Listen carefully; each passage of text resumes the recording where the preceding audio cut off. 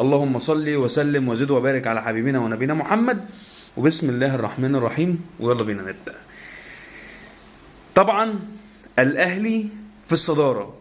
أنا عارف إن أنا بقول الكلمة دي وحد من ورا الشاشة بيجي له هس، يعني عارف اللي هو بيقول لا لا لا لا ما تقولش كده، فاهم أنت؟ اللي هو تحس إن صرع جالهم امبارح بسبب صعود الأهلي للصدارة، وكله قاعد عمال يحط سيناريوهات وحسابات وتوقعات، وكله عمال يعمل حسابات في دماغه. ايه هي الحسابات يا عم؟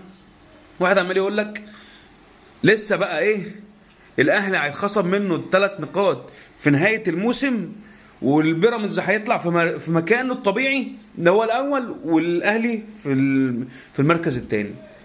طب انا معلش، سؤال لولبي، يعني سؤال بسيط. هل تعلم عزيزي ان بيراميدز ممكن يطلع بموسم صفري؟ هتقول لي ازاي؟ ده في نهاية افريقيا ممكن صن داونز يطيح بيه. طب في الدوري وانت كده كده هيتخصم منك الثلاث نقاط، لسه مفيش كلام رسمي على الموضوع، بس الكلام الحتمي والاقرب ان الاهلي مش هيتخصم منه ثلاث نقاط نهايه الموسم. بس خلينا نفترض اكيد بيراميدز هيقع لوقعه وقعتين الفتره الجايه، هتسيب له مباراه تكسبها له عادي.